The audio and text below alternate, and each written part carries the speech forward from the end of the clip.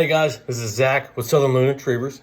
We're out here in the trainer's room, and I wanted to give you guys a quick trainer's minute regarding some gear you guys can make for a low budget.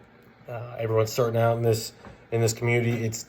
It's not a cheap community by any means, but that doesn't mean you can't make it at certain points. So starting out, there's what I'm talking about today is force fetch tools. I'm sure you've seen a million of them. There's literally a ton of them. I like to keep it simple, simple and conventional. I think the only one I've ever bought, just because I was so new to the community, was the Drake one, and that worked well. The only thing I did to it was threw a little duct tape on it for them to grip on, because it's a little slick with the plastic.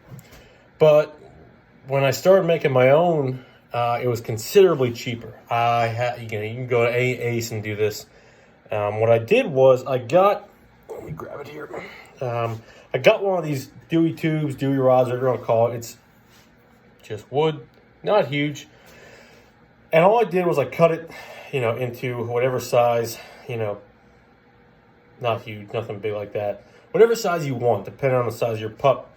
At least over 6-7 inches, just so they have something to grab on for the average lab's mouth at that age, depending on when you're doing it. So this is the end result. It looks a little medieval and crazy, I know. But this total was probably $5-6, just with stuff laying around here. And I'll go into how to make it really quick. All you do is you take that rod that I just showed you. See how long it is? You can saw it off with a hand saw. Actually, I think that's all I did. If you have a circular saw, whatever. Saw it into pieces. I take a power drill with a larger drill bit, and I get these. These are literally in the same section as this rod. I can't remember what the heck they're called. They have a specific name, but we'll just call them little sticks for now. These little sticks that come in one giant roll rod, one giant rod. And all I did, just because I was in a rush that day, I just snapped them off. So they have like the little spikes on the end. And all you're doing, I set them aside. I got 4 of them. And took a power drill with a drill bit, drilled 4 holes. And what I did is I marked them with a Sharpie. You can do it whatever end. These are a little too close, I like. This side's good, but this side's see how it's a little closer? I try to make it as close to an X as I can, so that when I set it down, it's like a bipod almost. So just draw your holes, however you want them. You can do the cross shape there for your holes. Drill it in. You can punch these in. You want them to be snug. Like, see, I'm pulling on this pretty good. It barely comes out. You want it to be snug.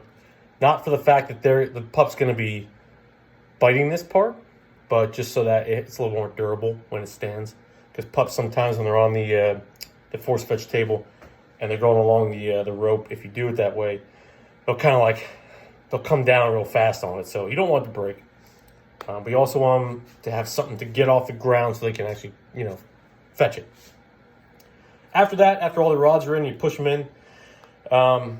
Like I said, if you cut them with a circular saw or a hand saw and you have a smooth edge like this for these, you don't need the tape. I put the tape on here. It's just electrical tape because, like I said, I broke them off because I was in a hurry. So I didn't want any sharp edges or points on these. So it's nice and smooth for them, so no one gets hurt. A rule of thumb that I always like to stick to when it comes to the actual the rod, the middle rod, the piece, the meat of it that they're going to be grabbing onto here, where my fingers are at. I always want to give them something to grip onto. This right here is just some grip tape. I had when I was in the Army. We used it on our weapons. Not this color, but this was the leftover stuff. And I've got tons of rolls of this stuff. I mean, it's just the grip tape, nothing special.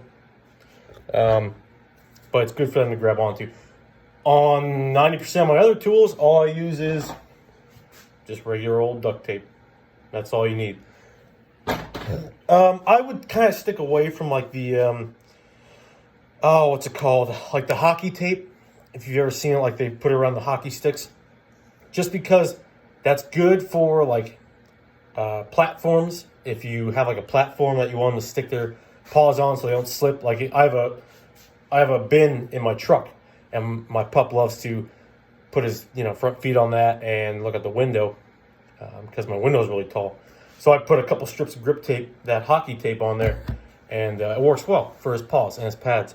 But I wouldn't put it on a force fetch tool just because how their teeth are at that age, and I don't know. I just don't like this stuff for force fetch. So I stick with duct tape if you got nothing else.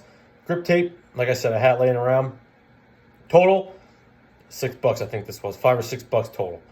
Takes about, I mean, if you really want to get into it, a half hour to make.